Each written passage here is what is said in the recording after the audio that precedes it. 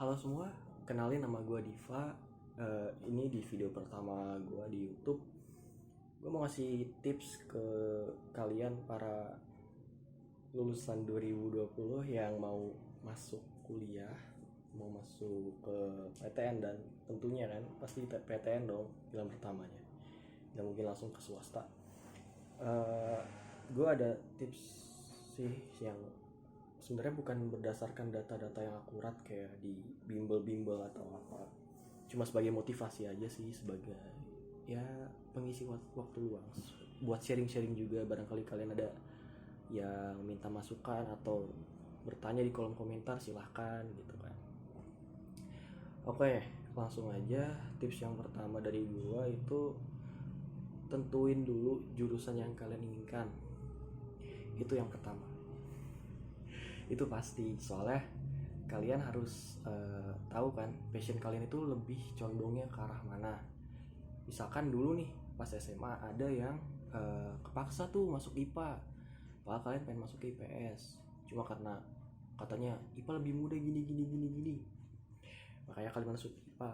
Jadi kalau misalkan kalian udah punya hati di IPS kayak sosum gitu, jurusan sosum, kalau saran gue sih lebih baik lu pilih yang sosum, jadi kayak lintas minat. Kalau enggak lu ngambil IPC, ya apa, campuran gitu kan, tesnya 2 kali.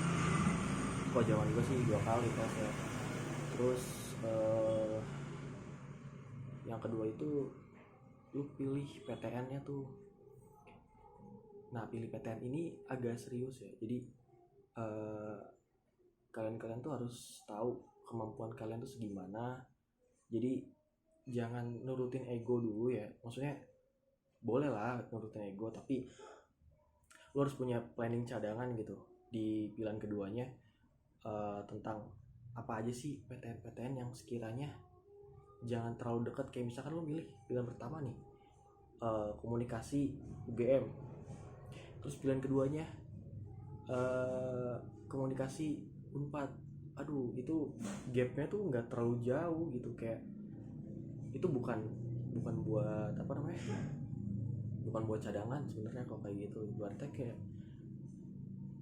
ya misalkan lu punya kemampuan mah gak masalah, tapi kalau misalkan kemampuan lu maaf ya kayak di bawah rata-rata gitu, kayak gua nih kayak gini, makanya kagak terima di univ-univ gede, ya gitu. Harus realistis aja lah, daripada lu nggak keterima di PTN kan lebih susah juga. Maksudnya oke lah ada PTS, tapi kan tahu sendiri biaya kayak gimana. Kalau misalkan kalian mau ngeringanin orang tua, ya harus gitu. Terus yang ketiga itu eh, cari tahu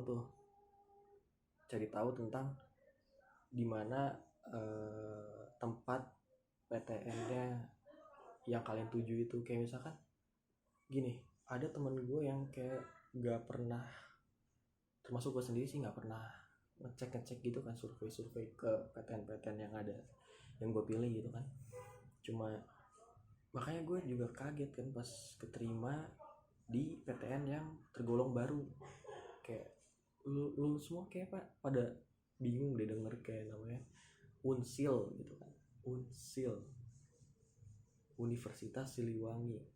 Awalnya gue pikir di Bandung, nggak taunya di Tasikmalaya, dan gue sendiri nggak pernah ke Tasikmalaya gitu kan.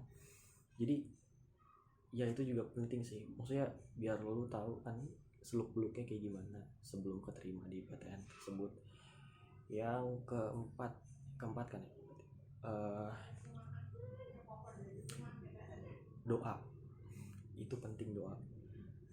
Lu doa tapi lu harus realistis. Maksudnya gini loh, kalau misalkan orang tua lu harus sejalan sama dengan keinginan lu. Kayak misalnya lu pengen masuk ke UGM tapi orang tua lu nggak setuju karena jauh, apalah, lu mau doa sekencang apapun, tapi kalau misalkan orang tua lu nggak setuju, ya bakal susah keterimanya. Dan itu beneran loh, maksudnya banyak kejadian yang kayak gitu. Jadi usahain keinginan orang tua itu sejalan dengan keinginan lu sendiri, biar semuanya itu lancar. Terus yang kelima itu apa ya, kalau misalkan oh iya dari sisi belajarnya, gue ini contoh anak IPA yang murtad ke IPS. Jadi bener-bener IPS, jadi gue nggak ngambil yang IPC gitu karena gue nggak ada minat sama sekali ke IPA kan, kayak misalkan jurusan teknik atau apalah kayak kedokteran atau apa gitu. Gue nggak ada planning ke sana gitu, pokoknya nggak ada planning ke jurusan IPA. Makanya gue milihnya sosum waktu pas 2 tahun yang lalu gue ikut UTBK kan sekarang namanya, kalau misalnya dulu namanya SBMPTN. Nah ya gitu, gue ngikut sosum. Awalnya pada ngiranya kayak wah gila lu di ngikut apa, berani banget gitu kan, maksudnya ngambilnya langsung sosum. Yang lain kan pada ngambil PC atau ngambil ke sainteknya kan, karena sesuai dengan jurusannya gitu IPA. Tapi gue apa ya, menurut gue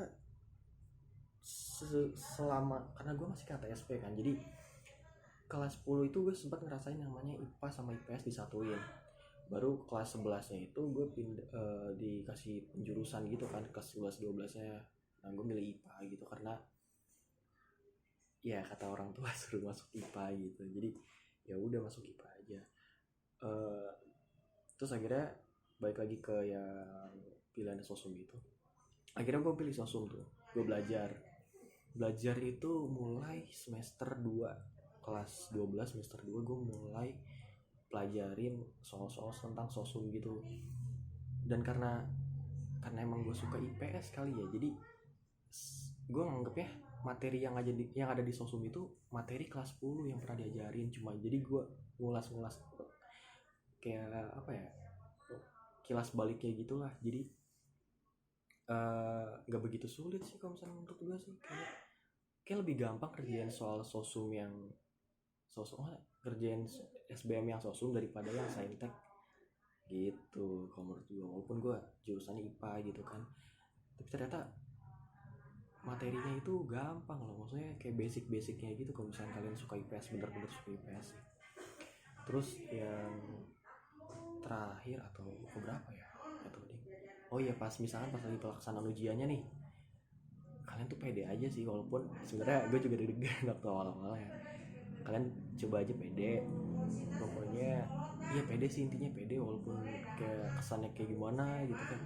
Pasti kan lu ujian di tempat lain kan yang nggak pernah lu cobain gitu kan, kayak ada yang temen gue ada yang di univnya langsung, kalau misalnya gue di kota sendiri, jadi kayak di sekolah lain. Terus gue tes banyak tuh yang nggak kenal, terus yaudah bodo amat gitu kan, yang penting yakin pada diri sendiri, doa, terus belajar itu sebenarnya kalau menurut gue jangan terlalu keras ya, maksudnya belajar itu belajar yang cerdas, bukan belajar yang keras.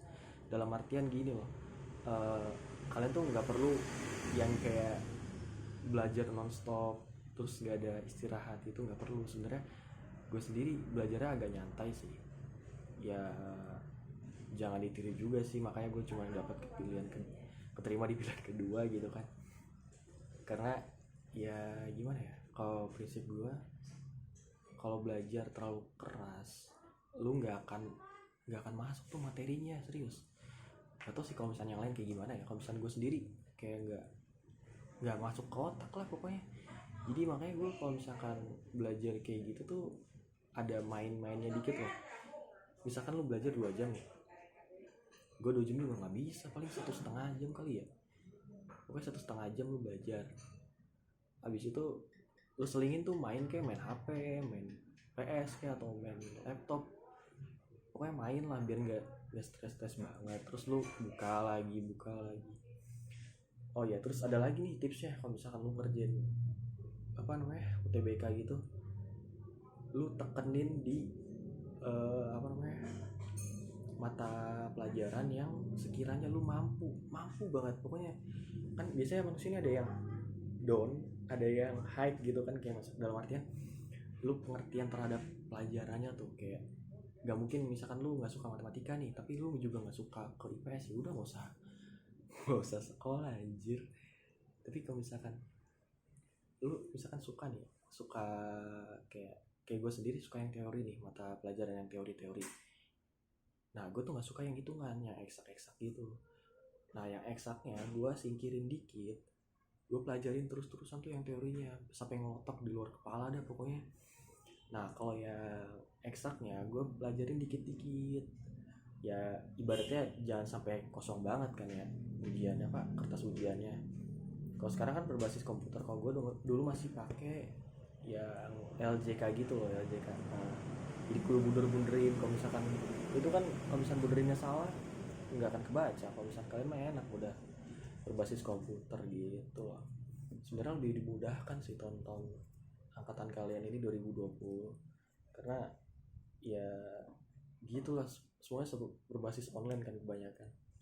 Gue sendiri kurang ngikutin sih kayak misalkan peraturannya kayak gimana. Cuma kalau misalkan tahun 2018 nih, waktu 2 tahun yang lalu, waktu gue mau masuk ke, maksudnya ikut SBM gitu kan, peraturannya itu agak simpang siur sebenarnya. Jadi kayak ada yang bilang nggak ada nilai minus, tahu kan yang kayak gitu-gitu, kayak kalau misalkan salah -1, kalau nggak diisi 0, kalau bener +2 apa +3 gitu kan. Nah gue percaya, kalau gue percayain ya, maksudnya gue dapat infonya yang nggak ada nilai minus gitu. Misalnya lu salah nih ngerjainnya, isi soal terus salah jawabannya, itu nilainya cuma 0 gitu, nggak akan ngurangin gitu. Jadi ya gue isi semua tuh, yang lain pada yang ada yang kosong-kosong atau apa gitu kan. Terus setelah dari situ kerjakan, lupakan, udah biar gak stres. Karena banyak orang yang kayak kepikiran gitu, aduh gimana ya kayak gini. Kalau gue mikirnya kayak pasti ada jalan yang terbaik sih. Maksudnya Tuhan tuh adil, maksudnya lu mau, yang penting lu udah kerja keras, udah berusaha, dan hasilnya itu gimana nanti sih sebenarnya. Misalnya lu nggak keterima nih di PTN, ya udah nggak usah bersedih hati, masih ada jalur-jalur yang lain kan, kayak ujian mandiri atau apa. Tapi kalau misalkan ujian mandiri juga nggak keterima, ya mungkin ada jalan yang lebih baik lagi buat lu sendiri gitu. Karena pada dasarnya manusia itu berbeda-beda gitu kan, kayak takdirnya beda-beda. Nggak mungkin lah lu semua seragaman gitu, kayak saya masuk UI, aduh UI semua masuk semua, nanti nggak ada yang ngisi PTN yang lain dong, kan nggak mungkin kayak gitu kan. Jadi ya udah, optimis aja tapi tetap realistis gitu. Mungkin sekian dulu di video dari gue. Nanti kalau misalkan ada tambahan lagi, ada masukan dari kalian, silakan tulis di kolom komentar. Misalkan kalau misalkan ada yang mau ditanyain juga tulis aja di kolom komentar. Mohon maaf kalau misalkan banyak kata-kata yang agak ngeblibet gitu kan, agak salah, mohon dimaklumi. Karena gue juga baru nyobain sih bikin video gini, iseng-iseng aja daripada nganggur kan ya. Oke,